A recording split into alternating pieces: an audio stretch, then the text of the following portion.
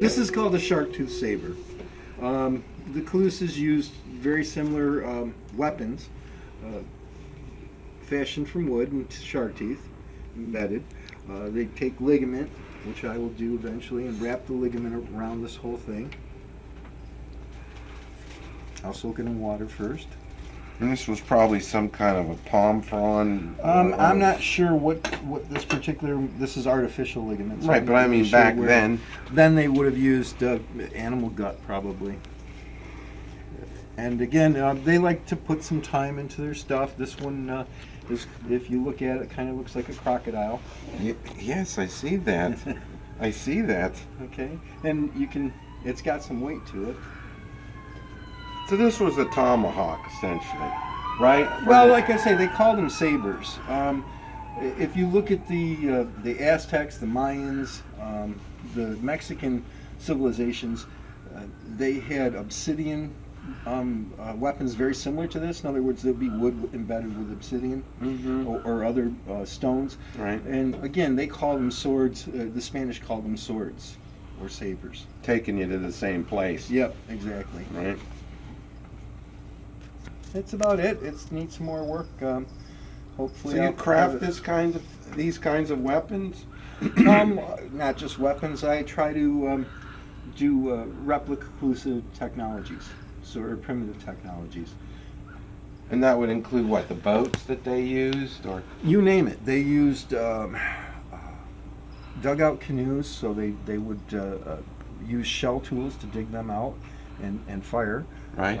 They would use shark teeth for an assortment of different kinds of tools, cutting tools and cutting edges, drills. They would use conch shells for anything from horns. like hammers. A trumpet type. Yep. To hammers? So you'd get conked. I think I read that, right? You get conked.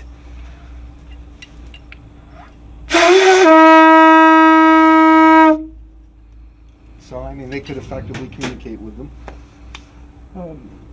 Fiber technologies. They could take the cabbage palm and literally get food, clothing, and shelter right out of the one tree. How? How would they do that? The palm leaf is used for matting, for thatching. The palm frond itself could be stripped down and used for a spear. Are you talking about those fronds that the Miccosukee used to make those huts? That's what they use for thatching. Yeah. Okay. But the frond itself can be stripped down and used for a spear. The strippings can be used to make baskets out of. The berries of the tree are edible. The heart of the tree is edible. So pretty much they would process that whole tree and use that whole tree. Kind of like the Indians of the plains did with the buffalo. Very Same much idea. So, yeah, exactly. Recycling and reusing. Yep, same thing with shells. They would, use a shell, a thing what we call an anvil would be like a quahog shell about this big. And they would take a shell hammer and they would take other clams or whatever, and they use that quahog shell as an anvil. What are you calling it? A quahog? Quahog. Quahog? Yeah. It's in New England, we call them quahogs. Quahog, okay. What is it? But it's a big clamshell about that Big big. clamshell. All right. And they put whatever they wanted on top of that clamshell and use that clamshell as an anvil. Right. And then take a hammer and they... You should go over to the cottage. So this is Aaron, How you John's doing? business partner. He's explaining to us today a little bit about this shell that he found in the 10,000 Islands, which is south of here. So what do we got? Well, this is a horseshoe conch.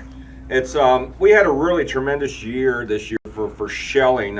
We had a red tide, and then we had some storms. And what ended up happening is we had a lot of these ancient shells wash up on the beach. Normally there's an animal on the inside there, and they are protected. You don't take nothing alive. But A conch. a conch or anything down here, but this was washed up on the beach. We go to an area down by Cape Romano in the 10,000 Islands, just south of Marco. John and I go down there quite a bit. We load up kayaks with driftwood and shells, and it's And this is where you and John get your materials to make these weapons that we just saw. Not just weapons, tools, all Tools. kinds of things. But any of these reproduction artifacts that the Calusa would have used. Beautiful color. I mean, this flesh color pink. Yeah.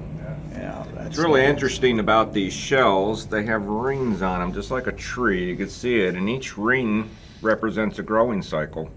So this shell is probably how old, I John? think we're right around 60 years old. Around 6 years old for this shell. Wow, so that's a big one. It's a big one. So when the tourists come down here to the beaches of Florida and they find those little ones, it's just That's a little baby. it's a little baby baby. version of this Yeah, one, Into this exactly. one.